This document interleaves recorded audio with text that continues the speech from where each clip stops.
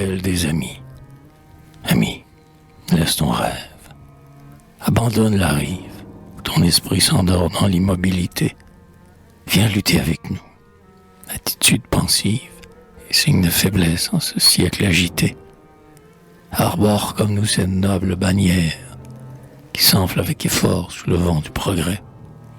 Pour les larges sentiers abandonne l'ornière, agrandis l'horizon de tes songes abstraits.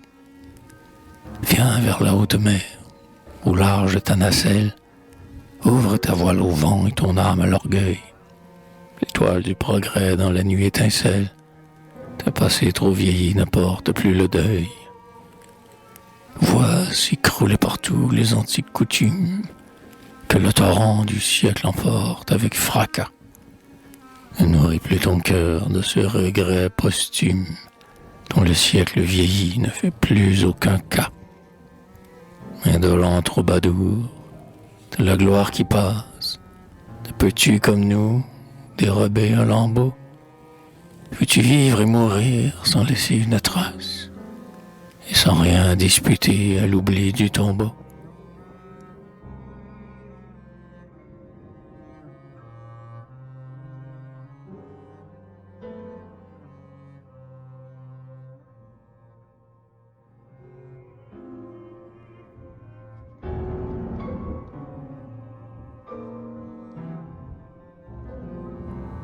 La réponse du poète.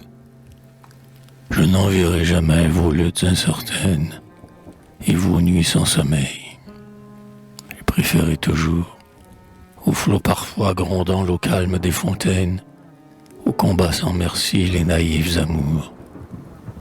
Tandis que vous mêlez aux rumeurs des tempêtes, vos voix tremblantes, moi, comme au pain de Tibure, je ris de l'ouragan qui fait courber vos têtes, car mon ciel est formé de soleil et d'azur.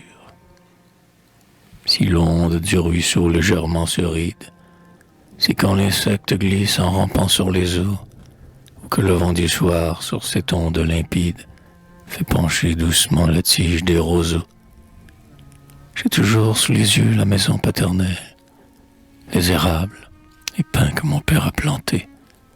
Le clocher tout jauni dont l'ombre communelle nous a, frères et sœurs, si longtemps abrités. Ne vous vantez pas trop de régner sur la foule. Le souci sur vos fronts déjà fait son pli. Et vous n'ignorez pas que le flot qui vous roule vous livre sans retour au fleuve de l'oubli. Quel souffle a pu briser le rameau de Virgile? 10 000 ans passeront et le nom de Tibure rayonnera lorsque votre barque fragile aura déjà sombré sur quelque bord obscur. Combien d'ambitieux contemporains de race, de leurs verbes ont couvert ces chants harmonieux. Hélas, la renommée en a perdu la trace, et l'astre de Flaccus brille encore dans les cieux.